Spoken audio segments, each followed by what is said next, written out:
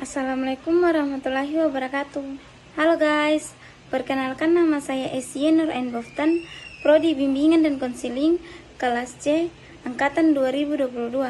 Nah, di video kali ini saya akan membahas tentang sesuatu yang sedang saya alami, yakni perkembangan masa remaja dari berbagai hal, baik itu fisik, psikologi, emosional, serta sosial.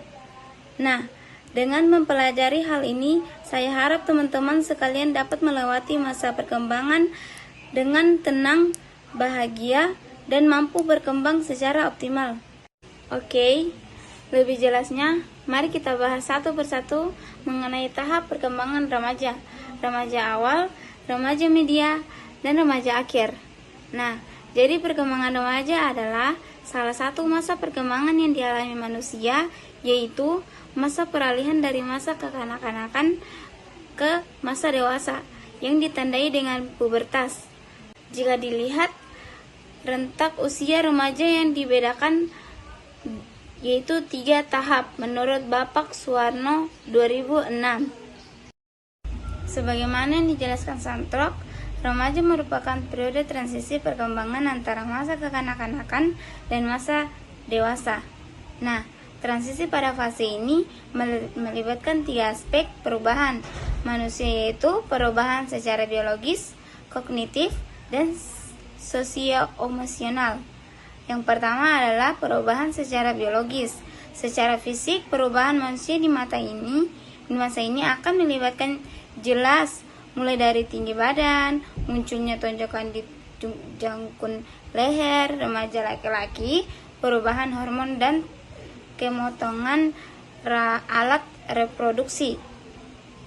Yang kedua adalah perubahan aspek kognitif, kemampuan berpikir industri dan logis. Seperti yang kita ketahui bahwa remaja adalah masa penyesuaian yang membutuhkan kemampuan berpikir akan hal baik dan buruk. Kemampuan berpikir tersebut akan sangat berpengaruh pada perilaku remaja pada masa mendatang. Pada aspek sosial emosional, remaja akan mulai mengenal hal-hal baru selain yang diajarkan oleh orang tua di rumah, berpikir pikiran, perasaan, dan tindakan yang terjadi secara berubah-ubah. Hal ini disebabkan dengan ketidakstabilan emosi. Nah, secara psikologis, ini merupakan hal-hal yang wajar dan merupakan bagian dari penyesuaian diri pada pola perilaku dan harapan sosial yang baru. Ada 8 tugas perkembangan yang dilalui remaja yang harus dipenuhi oleh remaja. 1. Mencapai hubungan matang dengan teman sebaya. 2. Mencapai peran sosial yang matang dari kedua jenis kelamin. 3. Menerima keadaan visual dan kemanfaatannya secara efektif. 4. Mencapai kemandirian secara emosional dari orang tua dan orang dewasa lainnya. 5. Mempersiapkan pernikahan dan kehidupan keluarga. 6. Mempersiapkan karir ekonomi. 7. Mengembangkan sistem nilai etika sebagai tingkah laku dan mengembangkan ideologi. Yang ke-8, mempunyai kemampuan dan kemauan bertingkah laku sosial dan bertanggung jawab. Nah, jika tugas perkembangan tadi tidak terpenuhi dengan baik, maka banyak hal-hal negatif yang akan menimbulkan sering dengan masa perkembangan yang akan mendatang. Kenakalan remaja, perilaku seksual, kriminalitas, dan sosial lainnya yang tidak bisa dibandingkan adalah dampak tidak terpenuhinya perkembangan dengan baik. Yang pertama, penampilan. Kedua, akademis. Ketiga, depresi. Keempat, komunikasi dengan orang terdekat. Kelima, bulian atau perundungan. Keenam, pencintaan. Ketujuh, kecanduan gadget.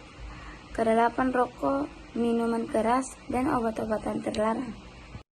Contoh masalah remaja di sekolah seperti tawuran, hubungan asmara, hubungan antar guru atau teman, tidak fokus dalam belajar, bully sepihak. Itulah contoh masalah remaja di sekolah. Solusi dari permasalahan perkembangan remaja yaitu menjaga komunikasi, yang kedua memberikan rasa aman dan perasaan dicintai, yang ketiga memberikan kepercayaan, yang keempat tidak mudah menghakimi, yang kelima menjadi pendengar yang baik, yang keenam quality time, yang ketujuh temui psikolog atau psikiater jika perlu.